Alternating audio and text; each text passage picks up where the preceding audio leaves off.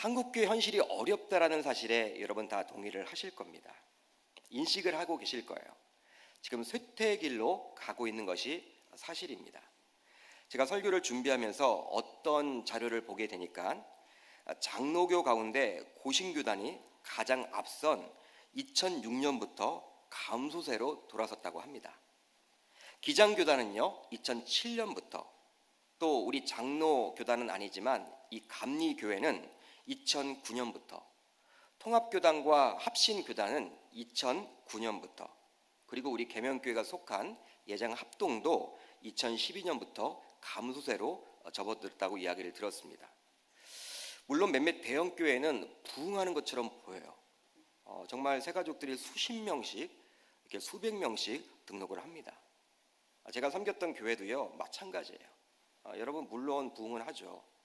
그렇지만 대형교회의 모습을 잘 보게 되면, 면면을 보게 되면요, 그렇게 많은 인원들이 들어왔지만 또 뒤로 많은 인원들이 빠져나갑니다. 그렇기 때문에 매주 빠져나가는 사람들이 있기 때문에 결국 현상 유지라고들 이야기를 하는 거예요. 그리고 몰려드는 사람들도 대부분 불신자에서 신자가 되는 경우보다도 대부분의 경우들이 어떠한 이동이에요? 따라합니다. 수평이동. 수평이동이에요. 수평이동.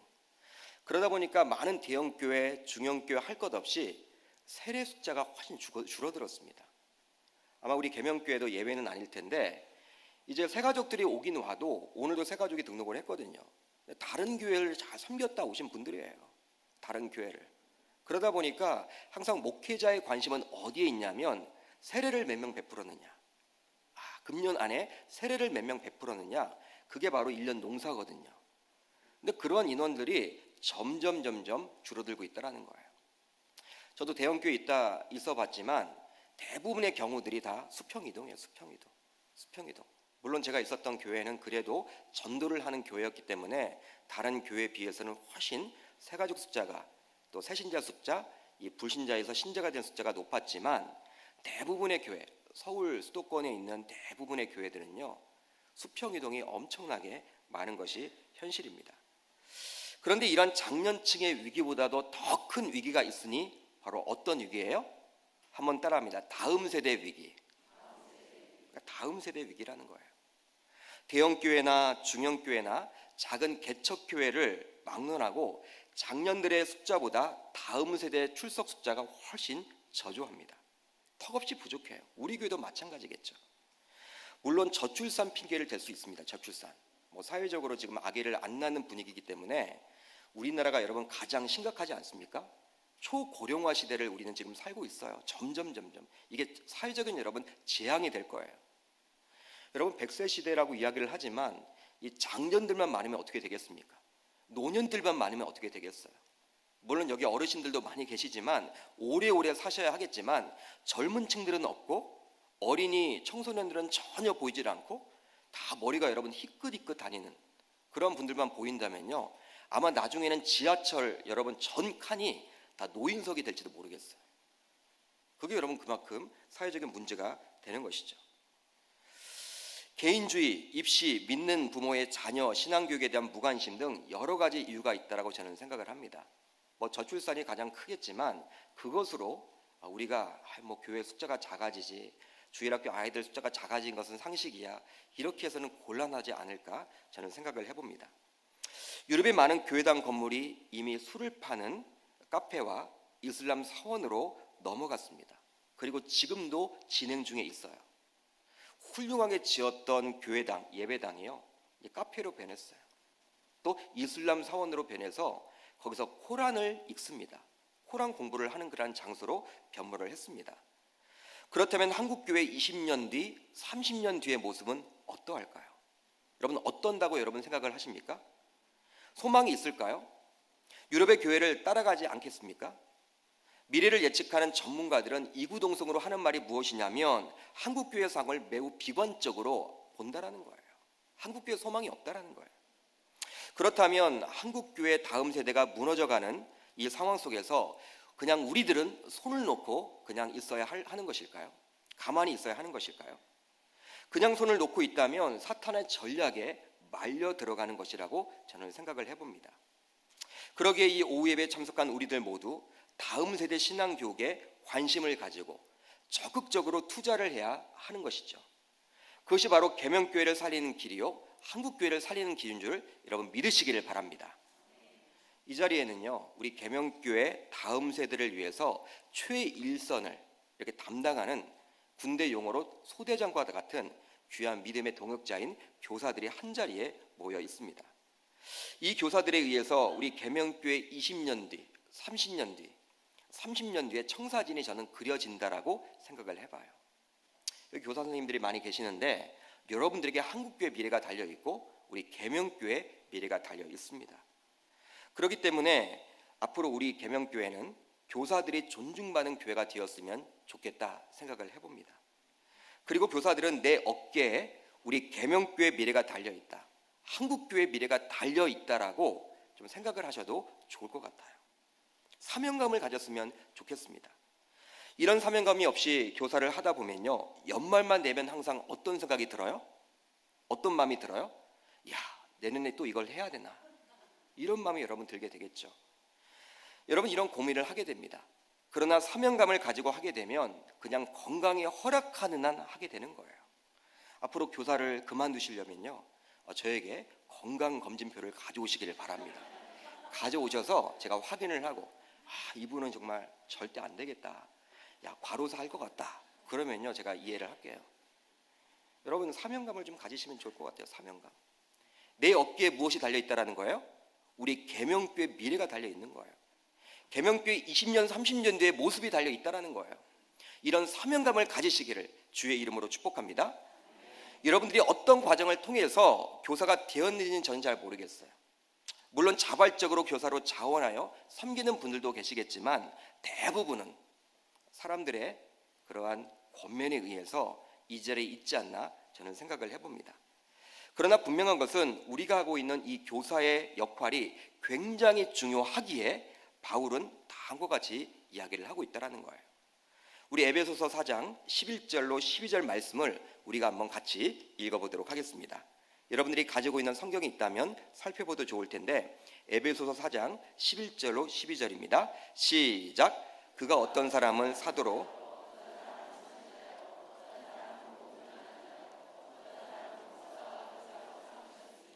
이는 성도를 온전하게 하여 봉사의 얘기를 하게 하며 그리스도의 몸을 세우려 하심이라. 아멘. 여러분 눈에 띄는 단어가 무엇입니까? 교사. 교사. 역시 교사들은 교사라는 단어밖에 눈에 띄지 않는 것 같습니다. 교사라는 단어. 바울은 사도 이야기를 합니다. 선지자를 언급합니다.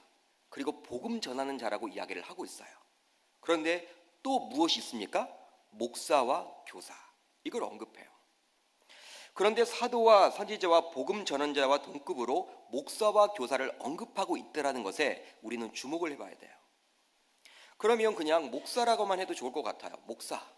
지금 목사들은 선지자의 역할과 제사장의 역할을 감당하고 있기 때문에 구약시대에 그냥 선지자 이야기를 하고 사도 이야기를 하고 복음 전하는 자 이야기를 하면서 그냥 목사만 이야기를 해도 좋을 것 같아요. 그런데 바울은 굳이 교사를 목사와 같은 위치에 놓고 있습니다. 원어를 봐도 그렇고요, 영어 성경을 봐도요 동일합니다. 목사와 교사라고 분명히 기록을 하고 있어요. 여러분 무슨 이유로 그리할까요? 바울은 무슨 이유로 이렇게 기록을 하고 있을까요?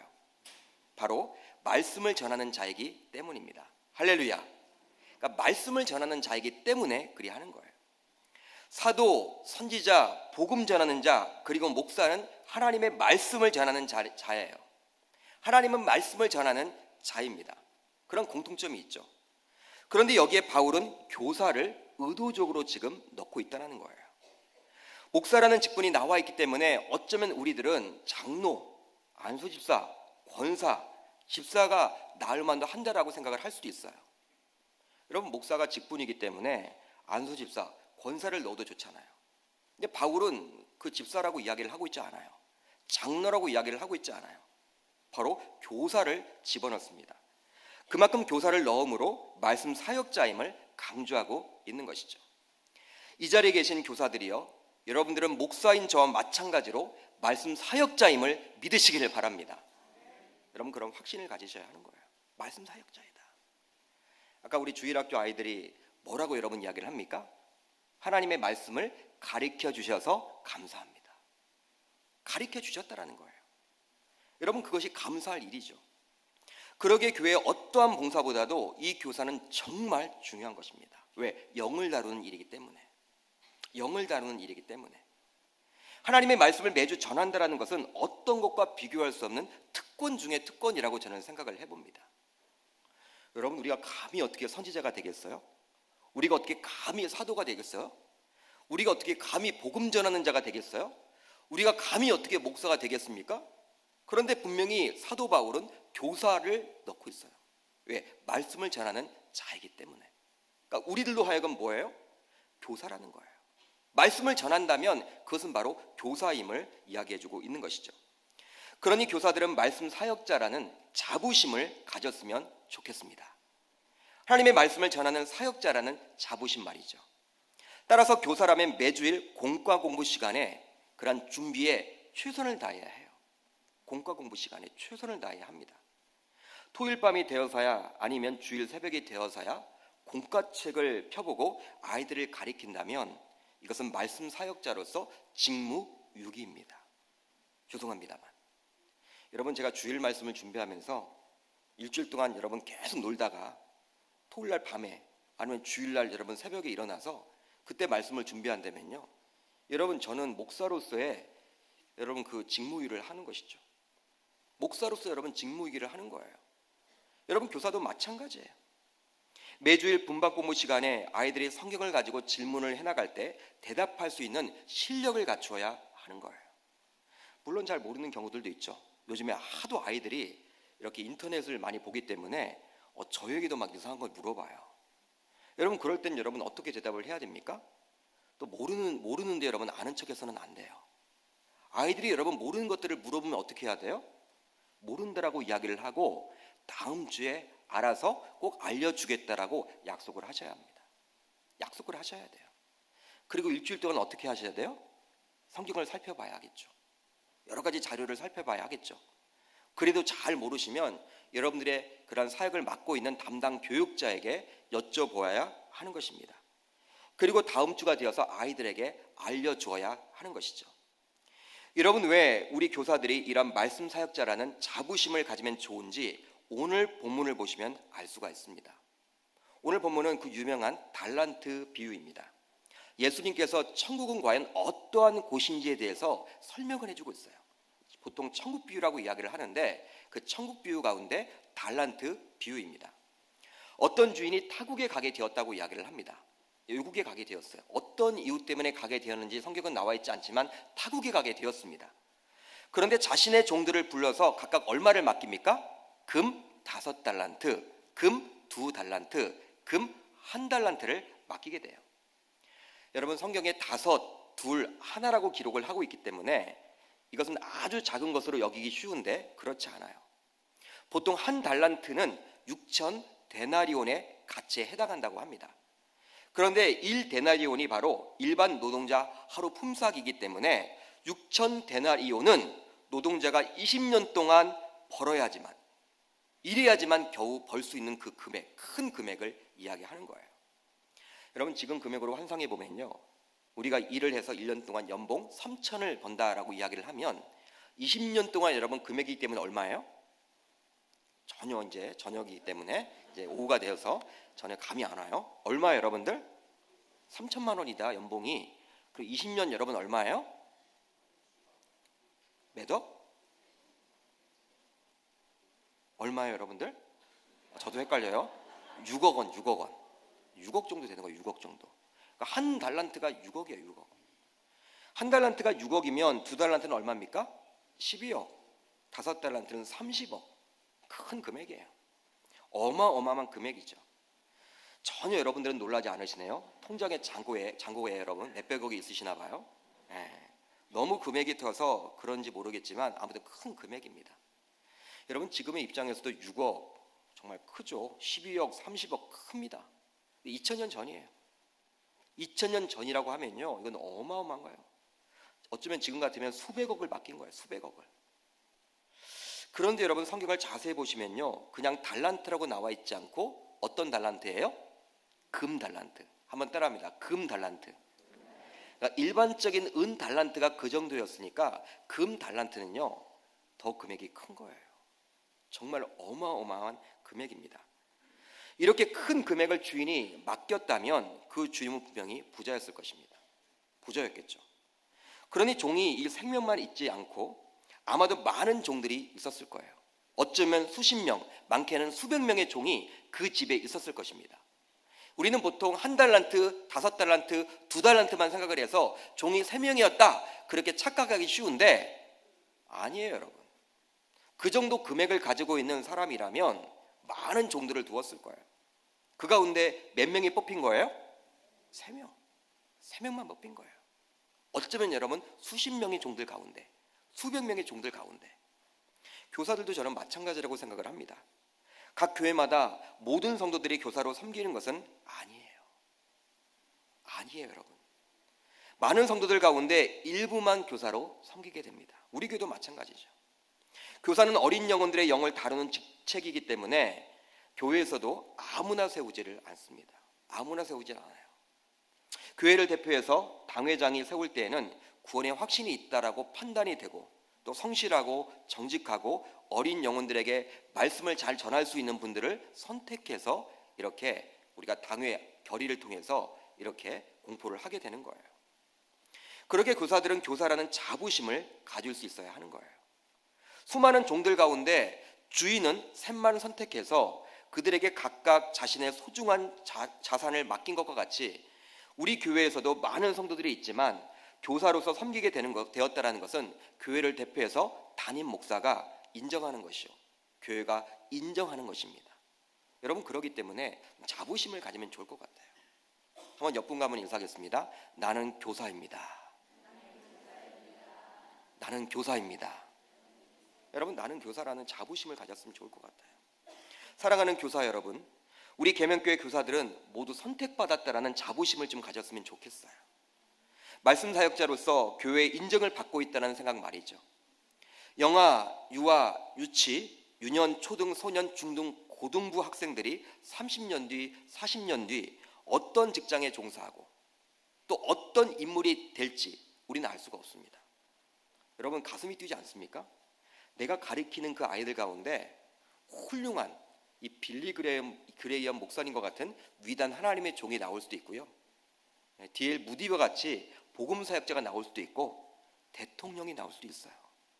재벌이 나올 수도 있는 거예요. 장차관이 나올 수도 있는 거예요. 내가 가리키는 아이들이. 여러분, 나이가 이제 40, 50이 되면요, 이제부터는 여러분들 그냥 그 일을 하게 되잖아요. 저도 여러분 이제 목회를 계속 하는 거잖아요. 40년, 50년 돼서요, 여러분 방향이 확 전환되는 경우들은 거의 없어요. 자신이 하고 있는 일을 계속 그렇게 합니다. 그렇지만 아이들은요, 무궁무진해요. 정말 그래요. 어떤 일을 할지 모른다니까요. 내가 가리키는 아이들이 대학 총장이 될 수도 있는 것이고, 의사가 될 수도 있는 것이고, 판검사가 될 수도 있는 것이고, 군대에서 별을 달 수도 있는 것이고, 여러분 무궁무진한 거예요. 그렇기 때문에 여러분들, 우리의 미래, 교회의 미래인 그들, 그 아이들을 우리가 가리킨다라는 것, 여러분 그것이 바로 특권이요, 우리가 자부심을 가지면 좋겠다라고 저는 개인적으로 생각합니다. 여러분, 이러한 교사로서의 자부심을 가지게 된다면 우리는 지치지 않게 되겠죠. 힘들어도 포기하지 않게 되겠죠. 여러분, 마음이 어렵지 않게 되겠죠. 고민이 될 때마다 여러분 그래도 또 일어나게 되겠죠. 여러분, 우울함이 있을지라도 그 우울함을 극복해낼 수가 있는 것입니다. 그러나 자부심이 없다면 어떻게 될까요? 설령 교사를 하고 있지만 우리가 힘들어지는 거예요. 힘들어지는 것입니다. 제가 이렇게 설교를 준비하면서 여러 가지 여러분 이렇게 인터넷이나 여러 가지 책들을 좀 이렇게 보게 되었는데, 우리나라를 비롯해서 전 세계, 여러분 YMCA 들어보셨습니까? YMCA. 우리나라도 종로에 가게 되면 YMCA 건물이 있죠. 이 YMCA를 여러분들 이렇게 보게 되면요, 각 나라마다 다 있거든요. 웬만한 나라에는. 근데 우리나라를 비롯해서 전 세계 여러 나라에 YMCA 건물을 세우고 세계 최초로 백화점을 세운 사람이 바로 누구였냐면 존 워너 메이커라는 사람입니다. 존 워너 메이커. 아마 여러분들이 아실 거예요. 그런 그는 30대 백화점 회장에 여러분 오르게 됩니다. 그런 그의 탁월한 경영 능력을 이렇게 눈여기게 보았던 당시 미국의 대통령 23대 대통령이었던 해리스는요, 존 워너 메이커에게 이렇게 최신부 장관을 좀 맡아달라고 요청을 했어요. 여러분, 최신부 장관을 하려면요, 이제 워싱턴에 여러분 상주를 해야 합니다. 워싱턴에. 연방 장관이기 때문에 워싱턴에 살아야 돼. 자신의 고향은 어디였냐면 필라델피아였어요. 필라델피아에서 그는 매주일 주일학교 교사를 했습니다. 주일학교 교사를 그만둘 수 없다라고 이야기하면서 이 장관직을 고사하게 되죠. 그런 그를 못마땅하게 여긴 기자들이 장관직이 주일학교 교사보다도 못한 것입니까? 라고 물어요. 여러분, 보통 사람들 같으면 무엇을 선택할 것 같아요? 우리 계명교회 교사들은 전혀 그러지 않겠지만 우리 옆에 다른 교회 가보면요, 다 뭘 선택해요? 장관, 국회의원, 다 그걸 하겠죠. 여러분, 그것도 하나님께 영광이야. 그걸 통해서 하나님께 영광이야. 그냥 여러분 주일학교 부장님에게 사표를 딱 쓰고 갈 거예요. 그런데 여러분, 존 워너 메이커는요, 어떤 말을 했냐면 기자들에게 이런 말을 했어요. 장관직은 몇 년만 할 일이지만 주일학교 교사는 저의 평생의 본업입니다. 이런 유명한 말을 했다라는 거예요. 존 워너 메이커는 백화점 회장보다도 장관보다도 주일학교 교사를 더 값지게 여겼던 사람입니다. 그만큼 주일학교 교사라는 자부심이 그에게 있었던 것이죠. 여러분, 전기를 읽어보면요, 그런 고백을 해요. 존 워너 메이커가 내가 가르치는 이 아이들은요, 뭐가 될지 모른다라는 거예요. 지금 대통령이 나에게 이렇게 부탁을 했지만 내가 가르치는 이 아이들이 미래의 대통령이 될 수도 있기 때문에, 위대한 하나님의 종이 될 수도 있기 때문에, 선교사가 될 수도 있기 때문에 내가 주일학교 교사 그 본업을 포기하지 않겠다라고 이야기를 한 거예요. 여러분, 또 한 가지 예를 들어보면 퇴임 후에 더 왕성하게 활동하는 미국의 지미 카터 대통령도 독실한 주일학교 교사였습니다.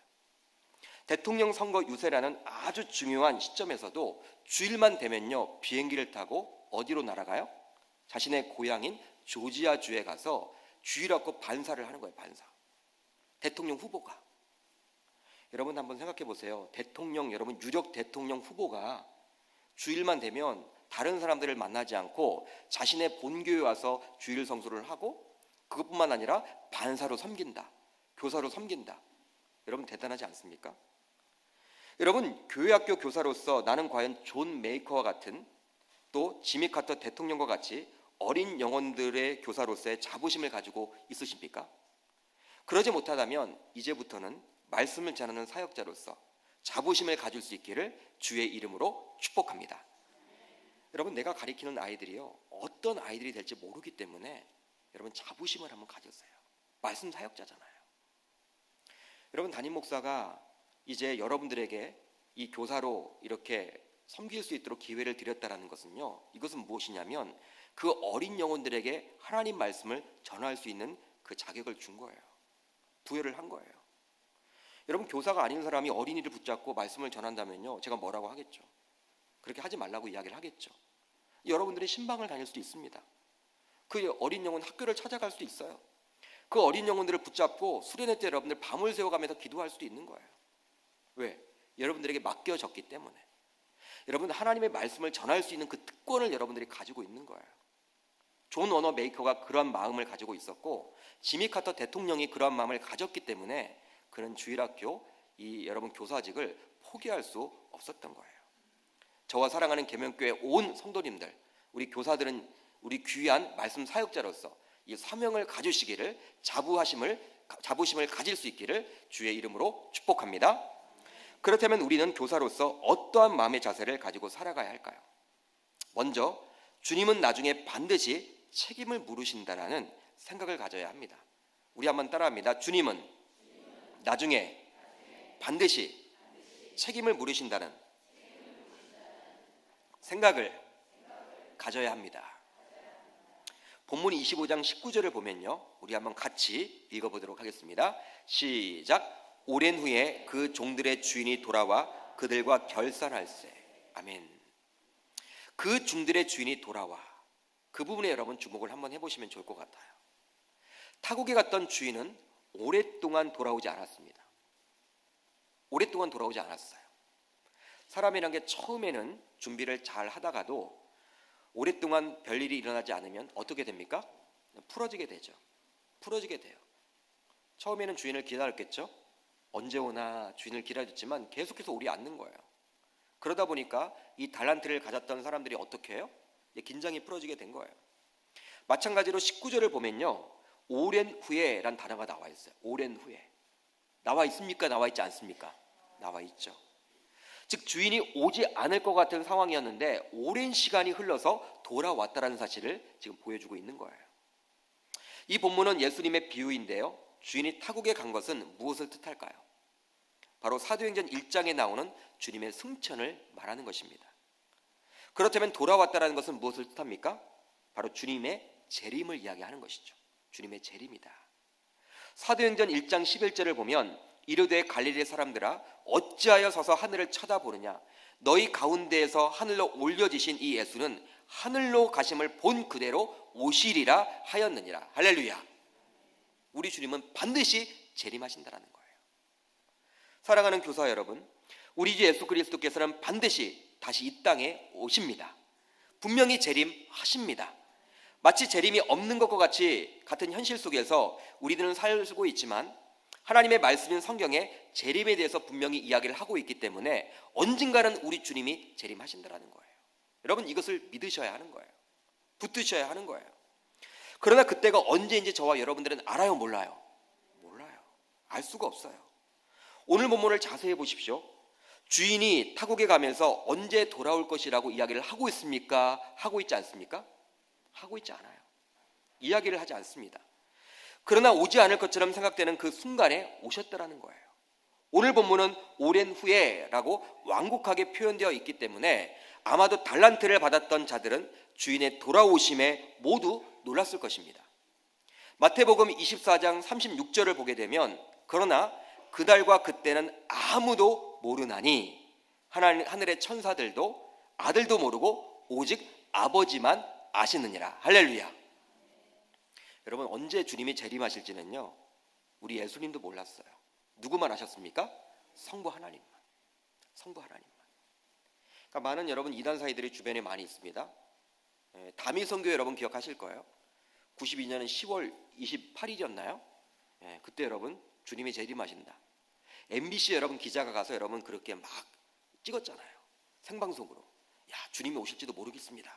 기자가 이야기를 하면서. 저는 여러분 92년도에 그때 신학대학 여러분 1년생이었습니다. 신학생이었는데 오늘만큼은 주님이 안 오시겠구나. 그런 사실을 깨달았어요. 주님 오시면 여러분들 그 이단편 들어주는 거잖아. 오늘만큼은 주님이 오시지 않겠구나. 그런 생각을 가졌어요. 결국 여러분들 오시지 않았죠. 이단 사이비리 여러분들 왜 잘못됐냐면 주님이 오시면요, 여러분 땅을 사면 되지 않잖아. 땅을 사서는 되지 않잖아요. 건물을 여러분 지어서는 안 되잖아요. 그런데 이단 사이비들은요, 주님이 오신다고 하면서 성도들의 헌금을 걷어서 뭘 사요, 여러분들? 투기를 해요, 투기. 건물을 사요. 몇월 며칠 날 오신다고 하면서 건물을 사는 거 있죠. 여러분, 주님 오시는데 건물 살 필요가 있습니까, 없습니까? 없죠, 당연히. 그걸 여러분 소망하면서 가야 되는데, 그러니까 자신들도 안 믿는 거야. 성도들이 여러분 돈을 거두려고 그렇게 하는 거예요. 여러분, 이거 잘못된 거죠. 여러분, 예수님도 모르고 바로 그날과 그때는 우리 하나님만 아신다라고 분명히 기록하고 있습니다. 그렇지만 분명한 것은 그 일시는 모르지만 주님은 다시 재림한다라는 거예요. 그렇기 때문에 저와 여러분들은 주님의 재림이 반드시 일어날 일임을 알고 반드시 깨어 있어야 하는 것이죠. 마태복음 25장 13절을 보면 이렇게 나와 있습니다. 그런즉 깨어 있으라. 너희는 그날과 그때를 알지 못하느니라. 할렐루야.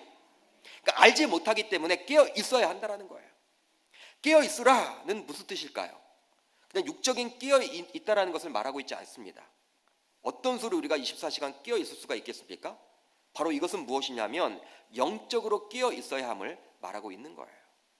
영적으로 깨어 있어야 한다. 바울도 에베소서 6장 18절에서 하나님의 전신갑주를 이렇게 마무리하면서 이렇게 에베소 교인들에게 권면을 합니다. 모든 기도와 간구를 하되 항상 성령 안에서 기도하고 이를 위하여 깨어 구하기를 항상 힘쓰며 여러 성도를 위하여 구하라. 깨어서 기도하라고 이야기를 하고 있죠. 바로 영적으로 민감하여 깨어 있어야 함을 이야기해주고 있는 거예요. 저와 여러분들도 주님의 재림을 항상 염두에 두고 영적으로 깨어 있기를 주님의 이름으로 축복합니다. 그렇다면 주님은 다시 오셔서 무엇을 할까요? 여러분, 무엇을 할까요? 오늘 우리가 읽었던 19절 하반절을 보면요, 결산할세라는 단어가 나와 있어요. 한번 따라합니다. 결산할세. 바로 자신이 맡겼던 달란트에 대해서 평가를 한다라는 거예요. 그러니까 평가를 한다라는 거예요. 심판을 하게 된다라는 거예요.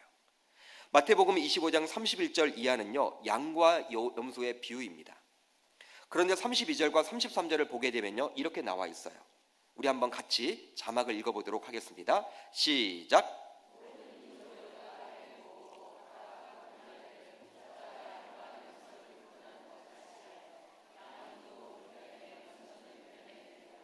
그러니까 주님이 재림하게 되면요, 모든 민족을 심판하게 된다는 거예요. 즉 예외가 없다라는 것이죠. 이 땅에서 부자로 살았던, 가난한 자로 살았던, 많이 배웠건, 배우지 못했건, 건강하게 살았건, 건강하지 못했건, 아시아에 살던, 아프리카에 살던, 유럽에 살던 누구든지 간에 주의 재림을 피할 수 없다는 거예요. 주의 재림 시 심판이 있다라고 성경은 이야기를 합니다. 양과 염소로. 딱 두 가지예요. 가운데는 없습니다. 수명이 다해서 나 자신이 죽은 다음에 혹은 주님이 재림할 때 나도 평가를 받는다는 그 사실에 우리는 숙연해지게 되는 것이죠. 여러분, 목사인 저도 하나님의 평가를 받습니다. 여러분들도 마찬가지예요. 여러분, 그렇기 때문에 이러한 본문을 통해서 우리는 무엇을 알 수가 있냐면, 야, 인생 정말 잘 살아야 하겠구나. 보통의 문제가 아니구나. 나중에 우리 주님이 다 우리를 평가하시는구나. 깨닫게 되는 것이죠. 그렇기 때문에 우리는 시간을 낭비해서는 안 되는 거예요. 성도 여러분, 우리 주님은 반드시 다시 오십니다. 오셔서 저와 여러분들의 이 땅에서 삶을 심판하게 되는 거예요. 이런 주님을 생각하며 살아간다면 항상 우리는 거룩한 부담감을 가지고 이 땅을 살아가게 될 줄 믿으시기를 바랍니다. 매 순간순간 무의미하게 시간을 보내지 않게 되겠죠. 그렇습니다. 우리는 평가를 그렇게 부정적으로만 보아서는 안 될 것 같아요. 부정적으로만 보아서는 안 돼요. 학생들은 싫어하겠지만요, 여러분 기말할 때 시험을 치릅니까? 치르지 않습니까? 기말고사를 여러분 치르게 되죠. 학생들은 여러분 자꾸 시험 진저리가 난다라고 이야기를 하겠지만 그 시험을 통해서 자신의 본 모습을 알 수가 있는 거예요. 여러분, 시험을 쳐봐야지 교사로서 이 아이들이 지금 공부를 잘 따라하고 있는지 확인이 되잖아요. 그렇기 때문에 여러분, 이 평가하고 시험하는 것은요, 잘만 활용하면 성장이 일어나게 되는 거예요. 학생을 벗어나서 직장 생활을 하더라도 평가가 기다리죠. 승진을 위해서도 누군가의 평가를 받아야 합니다. 평가에서 자유로울 수는 없어요. 우리의 생 전체가 주님의 심판이 있음을 알고 살아간다면 그러기 때문에 우리는 매일매일 영적인 거룩한 부담감을 가지고 보다 멋지게 살아갈 수 있게 되는 것이죠. 그뿐만이 아니라 교사로서 나중에 우리는 주님 앞에서 반드시 평가를 받는다는 그 사실을 여러분들이 아셔야 하는 거예요. 성도이면서도 우리는 교사이기 때문에 이 교사로서 하나님이 나에게 맡겨주신 그 아이들에 대한 평가를 내가 하나님 앞에 맡게 된다는 사실이에요.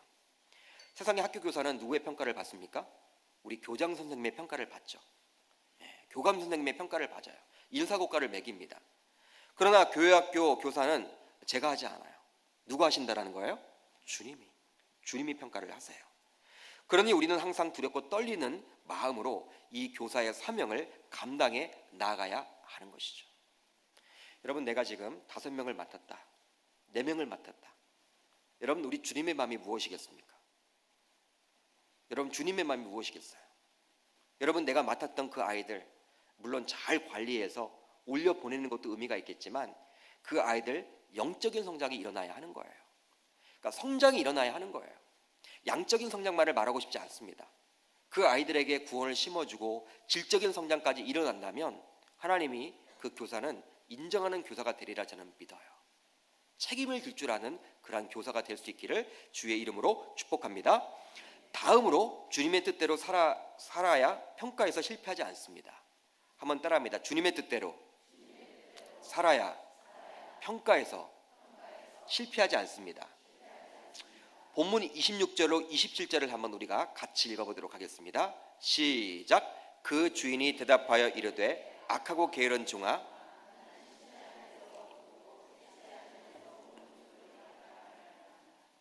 그러면 내가 마땅히 내 돈으로 추리하는 자들에게나 맡겼다가 내가 돌아와서 내 원금과 이자를 받게 하였을 것이니라 하고. 아멘.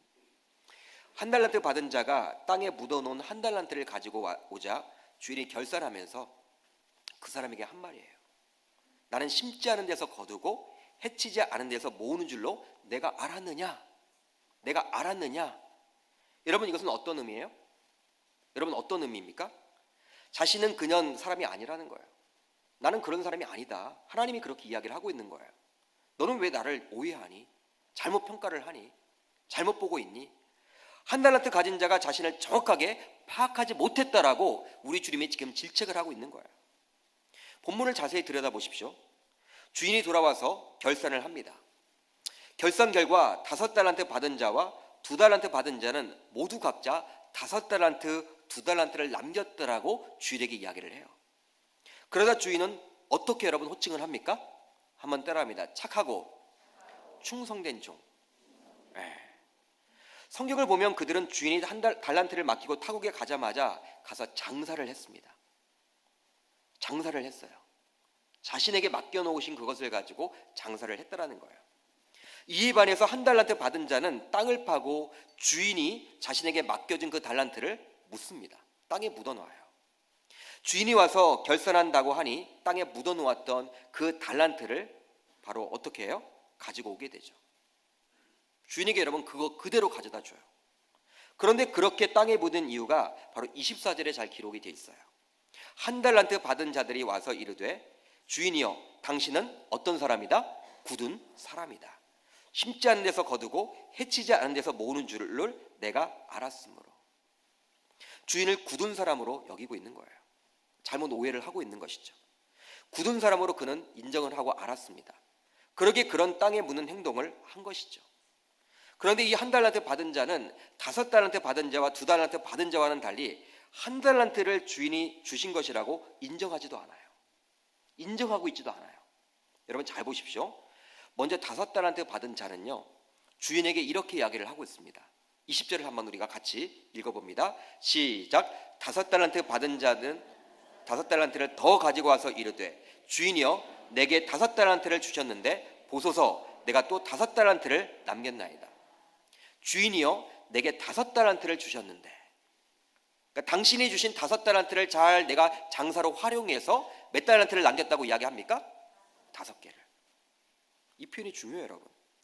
2달란트 받는 자도 마찬가지로 또 이렇게 이야기를 합니다.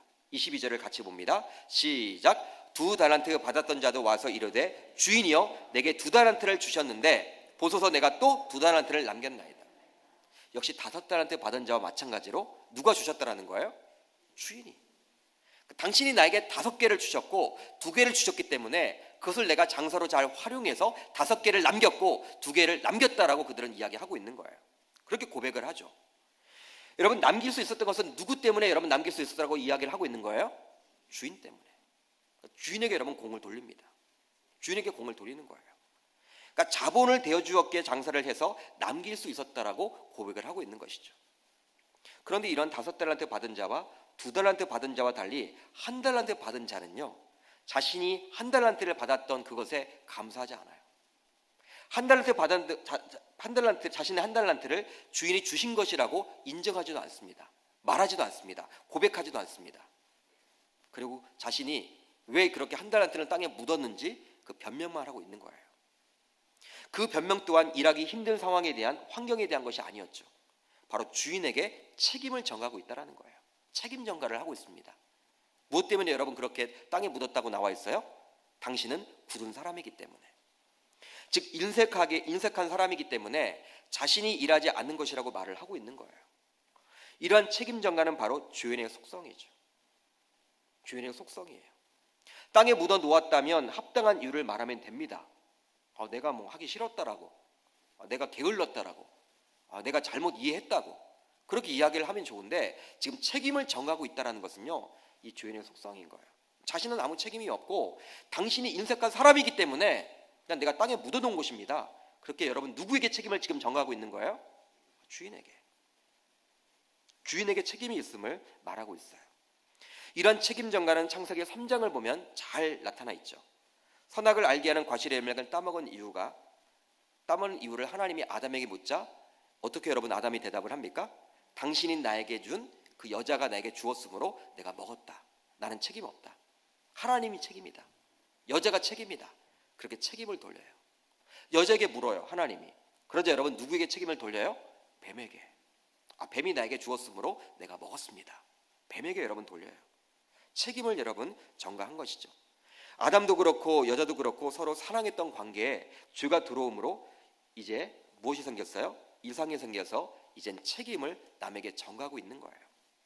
그렇습니다. 죄의 속성은 바로 책임을 전가하는 거예요. 그런데 이런 책임 전가를 한 달란트 받은 자가 지금 하고 있다는 사실에 우리는 주목해야 하는 것이죠. 그렇다면 한 달란트 받은 자는 주인에 대해서 어떻게 알고 있었습니까? 이것이 여러분 중요합니다. 어떻게 알고 있었어요? 바로 심지 않은 데서 거두고 해치지 않은 데서 모으는 줄로 알았다라고 그런 이야기를 하고 있어요. 여러분 이런 오해를 하고 있었던 것이죠. 심지 않은 데서 거두고 라는 의미는 씨를 뿌리지도 않은 곳에서 추수를 한다라는 의미입니다. 해치지 않은 데서 모은다라는 뜻은 키즈를 통해서 곡식을 위로 흩뿌리지도 않으면서 알곡을 모아들인다. 한마디로 무엇이에요? 불로소득자를 이야기하는 거예요. 주인 당신은 불로소득자 아닙니까? 불로소득을 하는 사람 아닙니까? 한 달란트 받은 자는 주인을 그렇게 오해했던 거예요. 아주 나쁜 악덕주로 지금 생각하고 있는 거예요. 그렇습니다. 한 달란트 받은 자는 주인의 의도를 철저하게 놓쳤다라는 데 문제가 있어요. 주인을 오해했기 때문에 주인이 자신에게 준 한 달란트를 땅에 묻어놓은 것이죠. 주인은 이 한 달란트 받은 자에게 안타까운 마음으로 이제 26절로 27절에서 이렇게 이야기를 합니다. 우리 한번 같이 읽어봅니다. 시작. 그 주인이 대답하여 이르되 악하고 게으른 종아, 나는 심지 않은 데서 거두고 해치지 않은 데서 모으는 줄로 내가 알았느냐. 그러면 내가 마땅히 내 돈을 취하는 자들에게나 맡겼다가 내가 돌아와서 내 원금과 이자를 받게 하였을 것이니라 하고. 여러분 이것은 어떤 의미일까요? 내가 나를 불로소득이나 취하는 불의한 주인으로 여겼다면 적어도 나에게서 받은 그 돈을 은행가들에게 맡겨서 이자를 받아야 할 것 아니냐. 여러분 이런 뜻이에요. 이런 뜻이에요. 주인은 악하고 게으른 중에 책임전과 변명이 모순이 있음을 지금 꼬집고 있는 것이죠. 야, 네가 나를 불로소득자로 알았다면 땅에 묻어놓을 것이 아니라 누구에게 맡겨야 된다는 거예요? 은행에 맡겨서 그 이자도 챙겨야 되지 않겠느냐. 넌 나를 잘못 이해하고 있어. 그런 이야기를 지금 해주고 있는 거예요. 즉 자신은 바로 26절에서 27절에서 언급하고 있는 사람이 아니라는 것입니다. 자신은 한 달란트 받은 자가 오해하는 굳은 사람도 아니요, 심지 않은 데서 거두고 해치지 않은 데서 모으는 사람도 아니라는 거예요. 따라서 취리하는 자들에게 주어 원금과 이자를 받기 원하는 사람이 아니라는 것입니다. 너가 나를 지금 오해하고 있어. 그런 이야기를 하고 있는 거예요. 그러면 주인의 의도는 무엇이었을까요? 여러분 주인의 의도는 무엇이었습니까?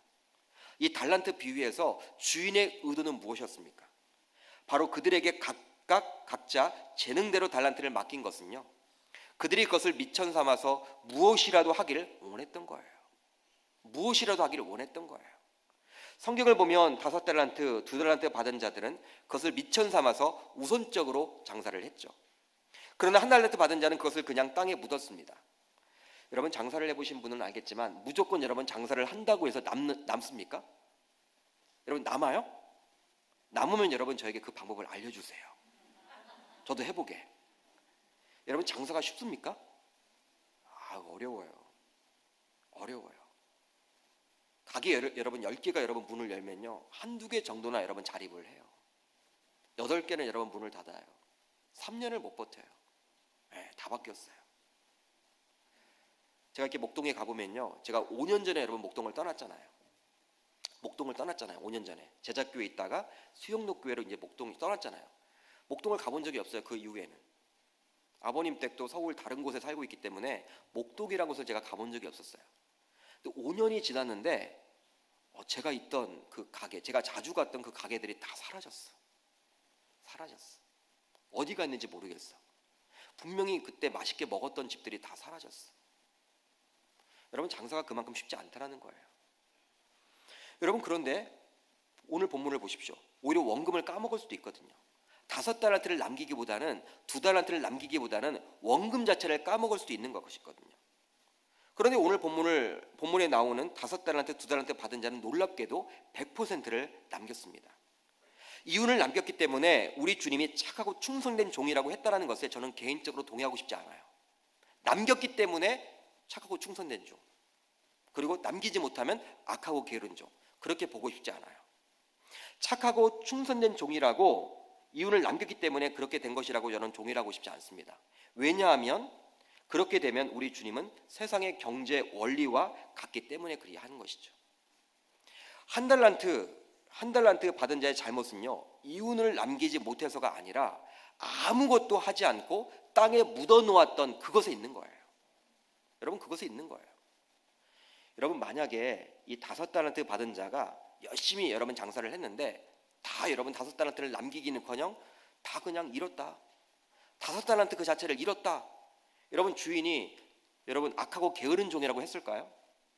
저는 그렇게 생각하고 싶지 않아요. 그렇게 생각하고 싶지 않아요. 악하고 게으른 종이란 표현에는 주인의 의도를 제대로 파악하지 못한 그 악함과 아무것도 하지 않고 있는 그 게으름이 포함되어 있는 것이죠. 사랑하는 교사 여러분, 성도 여러분, 1달란트 받은 자는 주인이 왜 자신에게 1달란트를 맡겼는지 곰곰이 생각했어야 했던 것입니다. 맡긴 이유가 분명히 있었을 거예요. 그럼에도 불구하고 그러한 이유를 알려고 하는 대신에 1달란트 받은 자는 주인에 대해서 전적인 지금 오해를 하고 있다는 거예요. 그러다 보니 주인의 뜻과 의도대로 살아야 하는데 그렇게 살지 못한 것입니다. 이것으로 인해서 나중에 결산을 하게 될 때 주인에게서 들어서는 안 될 이야기를 듣게 되죠. 바로 무엇입니까? 한번 따라합니다. 악하고 게으른 종. 우리들도 마찬가지예요. 분명히 언젠가는 종말을 맞이하게 될 것입니다. 주님의 재림을 우리가 경험하게 될 거예요. 그 종말 후에는 심판이 있을 텐데 내 생각대로 열심히 살아왔다고 해서 무조건 심판에서 성공하는 것은 아닙니다. 주님의 마음과 생각에 맞추어서 살아가야 심판에서 성공할 수 있는 거예요. 여러분, 그것을 믿으시길 바랍니다. 열심히 살아가는 것이 중요한 것이 아니라 주의 뜻, 주의 의도대로 살아가는 것이 더 중요함을 믿는 저와 여러분들이 되시기를 주의 이름으로 축복합니다. 그래야지만 심판에서 실패하지 않게 되는 거예요. 따라서 우리들은 주님의 뜻과 의도가 무엇인지를 매일매일 알아나가야 하는 것이죠. 그러기 위해서 말씀과 기도 생활을 일상에서 밥 먹듯 습관을 쫓아서 해나가야 하는 것입니다. 여러분, 우리가 기도하는 목적이 무엇입니까? 말씀을 읽는 목적이 뭐예요? 주님의 뜻을 분별하기 위해서, 주님의 뜻을 알아나가기 위해서. 우리가 여러분 오해하는 것이요, 기도가 뭔가 응답받기 위해서 하는 게 아니에요. 하나님 만남으로 주님의 마음을 알아나가는 거예요. 여러분, 그것이 바로 기도죠. 교사도 마찬가지입니다. 하나님이 나에게 5명을 맡겼어요. 그리고 3명을 맡겼어요. 그 맡긴 이유가 있을 거예요. 그리고 어쩌면 내가 맡기 싫은 아이를 맡을 수도 있어요. 아까도 보니까 난동을 부린다고 이야기를 하는데, 어떤 우리 중학교인가요? 고등학교인가요? 난동을 부린다라고 이야기를 하는데, 제 난동을 부리는 아이, 이상한 아이가 있을 수도 있어요. 나는 저 아이만 안 만나면 좋은데 왜 전도사님은 나에게 맡겨줬을까? 부장님은 나에게 맡겨줬을까? 힘들어지는 경우도 있을 거예요. 그러나 하나님의 뜻, 그 의도가 정확하게 무엇인지를 알게 된다면 우리는 이겨낼 수가 있게 되는 거예요. 그렇지 않으면 자신의 생각대로 아이들을 가리킬 수밖에 없게 되는 것이죠. 그러게 자신에게 왜 우리 반 아이들을 맡겼는지 그 하나님의 뜻을 분별하여 교사의 직무를 잘 감당해 나아가는 저와 여러분 되시기를 주의 이름으로 축복합니다. 마지막으로 이게 중요합니다. 평가의 결과에 대해서 책임을 져야 합니다. 한번 따라합니다. 평가의 결과에 대해서 책임을 져야 합니다. 본문 30절을 한번 같이 읽어보도록 합니다. 시작. 이 무익한 종을 바깥 어두운 데로 내쫓으라. 거기서 슬피 울며 이를 갈리라 하니라. 바로 주인과의 단절을 이야기하고 있는 것이죠. 주인이 큰 금액인 달란트를 맡겼다는 것은요, 주인에게 종이 셋만 있지 않은 상황 가운데 주인이 인정해 준 거예요. 주인이 인정을 하고 있었던 거예요. 그런데 많은 종들 가운데 주인이 종을 선택해서 그렇게 1달란트를 준 거예요. 그런데 이젠 그러한 관계가 완전히 단절되어 버렸다는 것입니다. 심판의 결과에 대해서 이 구절만큼 명확하게 설명하는 구절은 없어요. 5달란트, 2달란트 받은 자는 주인의 의도대로 행했기 때문에 착하고 충성된 종이라는 칭호를 받게 됩니다. 21절과 23절을 보면요, 주인은 똑같이 칭찬을 해요. 여러분, 우리 같으면 5달란트 남긴 게 여러분 더 크게 보일 텐데 우리 주님은 그렇지 않아요. 공정해요. 2달란트 가진 자가 2달란트를 남겼을 때, 5달란트 가진 자가 5달란트 남겼을 때 똑같게 여러분 이야기를 합니다. 여러분, 단어 하나 틀린 것이 없어요. 우리 21절과 23절을 한번 우리가 같이 한번 읽어보도록 합니다. 시작. 그 주인이 이르되 잘하였도다 착하고 충성된 종아, 내가 작은 일에 충성하였음에 내가 많은 것을 내게 맡기리니 내 주인의 즐거움에 참여할지어다. 아멘. 반면에 1달란트 받은 자는요, 주인을 오해하고 주인의 뜻과 의도대로 행하지 않았기 때문에 악하고 게으른 종이라는 이렇게 이야기를 듣게 됩니다. 여러분, 부끄러운 칭호를 듣게 되죠. 26절 같이 봅니다. 시작. 그 주인이 대답하여 이르되 악하고 게으른 종아, 나는 심지 않은 데서 거두고 해치지 않은 데서 모으는 줄로 내가 알았느냐. 5달란트 받은 자, 2달란트 받은 자, 1달란트 받은 자들 모두 자신들이 선택한 것에 대해서 주인의 평가시 그 결과에 대해서 스스로 책임을 져야 했던 것입니다. 그것을 오늘 본문은 보여주고 있는 거예요. 오늘 본문은 보여주고 있는 거예요. 심판이 무서운 것이 아니라 그 심판 이면에 있는, 내면에 있는 심판 이후에 그 여러분 결과가 두려운 거예요. 그게 두려운 거예요. 책임져야 하기 때문에 그게 두려운 것이죠. 그러게 우리는 심판을 피하고 싶어 합니다. 그러나 심판을 피하고 싶다고 해서 피할 수 있는 것이 아닙니다. 이 달란트 비유 다음에 나오는 양과 염소의 비유를 보면요, 아주 리얼하게 심판의 과정에 대해서 설명을 해주고 있어요. 예수님이 재림할 때 심판이 일어납니다. 그때 목자가 양과 염소로 구분을 하듯이 모든 민족을 양과 염소로 구분을 하게 돼요. 양은 오른편에, 염소는 어느 편에 두게 됩니까? 왼편에 줄을 서게 돼요. 그런데 오른편, 왼편이 중요한 것이 아니라 오른편과 왼편에 임할 심판의 결과가 무서운 거예요. 심판의 결과가 무서운 거예요. 바로 오른편에 있는 자들에게는 25장 34절을 보면요, 우리 한번 자막을 통해서 같이 읽어봅니다. 시작. 그때 임금이 그 오른편에 있는 자들에게 이르되 내 아버지께 복받을 자들이여 나와 창세로부터 너희를 위하여 예비된 나라를 상속받으라. 아멘. 여러분, 천국에 여러분 입성하게 된다라고 이야기를 하고 있죠. 반면에 왼편에 있는 자들에게는요, 25장 41절을 보면 이렇게 나와 있어요. 같이 읽어봅니다. 시작. 또 왼편에 있는 자들에게 이르시되 저주를 받는 자들이 나를 떠나 마귀와 그 사자들을 위하여 예비된 영원한 불에 들어가라. 오른편에 있는 자들은요, 바로 하나님의 나라를 상속받게 된다라고 이야기를 합니다. 그런데 그곳에서 하나님과 함께하게 되고 또 그곳에서 하나님 모든 것을 누리게 돼요. 반면에 왼편에 있는 자들은요, 염소였는데 그들은 어떻게 돼요? 영원한 불에 거하게 되는 거예요. 하나님과의 관계가 완전히 단절지게 되는 것이죠. 사랑하는 성도 교사 여러분, 심판의 결과는 반드시 둘로 구분이 됩니다. 하나님과 함께 거하느냐, 하나님의 유산을 받느냐, 아니면 하나님과 단절이 일어나느냐, 영원한 불로 들어가느냐로 갈라지게 되는 것이죠.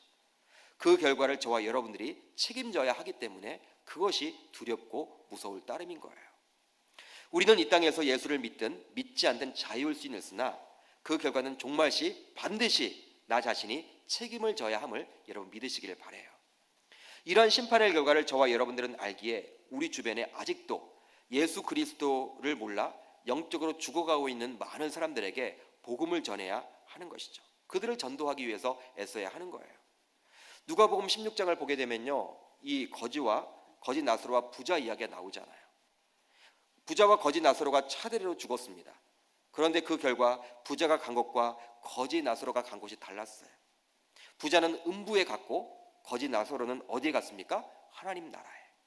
심판의 책임을 각자가 질 수밖에 없음을 이 이야기를 통해서 우리가 알게 되는 것이죠. 이러한 심판의 결과를 내가 책임져야 한다는 사실에 우리는 겸허한 마음을 갖게 되는 것입니다. 다소 여러분 두렵기도 하는 이야기지만 이러한 심판의 결과를 나 자신이 책임져야 하기 때문에 우리는 인생을 마음대로 살아갈 수가 없게 되는 것이죠. 심판의 결과를 나 자신이 책임져야 한다는 것에 어느 누가 말을 함부로 할 수 있겠습니까? 행동을 함부로 할 수가 있겠습니까? 항상 우리는 조심하게 되는 것이죠. 교사 여러분, 교사도 마찬가지예요. 하나님이 맡겨주신 교사의 직무는 결과적으로 어린 영혼들의 영을 다루는 직무이기 때문에 우리 주님이 가장 우선적으로 관심을 기울이고 계신다라는 거예요. 여러분, 저 같아도 여러분 그 자녀들의 여러분들, 이 하나님의 자녀들의 이 영에 관심이 없겠습니까? 내 자녀들. 마찬가지로 하나님도 어린 영혼들. 우리 계명교회에서도 하나님이 여러분 가장 관심을 갖고 있는 것이 누구겠습니까? 우리 자라나는 아이들 아니겠어요? 그 아이들의 영에 관심을 기울이고 있겠죠.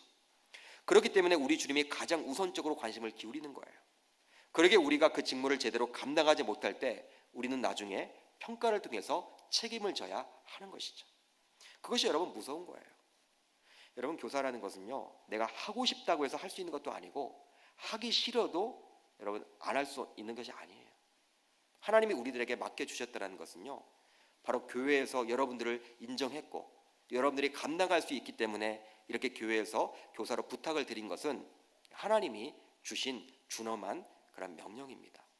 여러분들 순종하심으로 이 교사 역할을 감당해 나아가므로 악하고 게으른 종이라는 이야기를 듣지 마시고 착하고 충성된 종이 되어서 여러분들이 가리키는 그 아이들 속에, 그 마음 속에, 그 내면 속에 예수 그리스도를 제대로 심겨주심으로 우리 계명교회 미래를 책임지는 그 아이들로 인해서 우리 교회가 나누날로 발전할 줄 주님의 이름으로 축복합니다. 그러니까 여러분들은 당연히 작은 목사와 마찬가지인 거예요. 왜? 말씀 사역자이기 때문에. 말씀 사역자이기 때문에. 여러분, 제가 아이들 가리킬 수가 없잖아요. 여러분, 제가 이곳에서 여러분 설교를 해야 되기 때문에 저도 여러분 주일학교 아이들 가리키고 싶어요. 제가 할 수가 없잖아요. 여러분들에게 부탁을 드리는 거예요. 같이 하자고. 하나님이 그래서 불러주셨습니다. 여기에 청년들도 많이 계시는데 정말 감사드려요. 쉽지 않은 시간에. 여러분, 제가 항상 다른 교회 가게 되면요, 우리 교회는 이렇게 청년대학부가 한 100명인데 30명이 교사를 하고 있습니다. 그런 자랑을 해요. 얼마나 여러분 바쁜 일상 속에서 이렇게 하고 있습니까? 얼마나 여러분 귀한지 몰라요.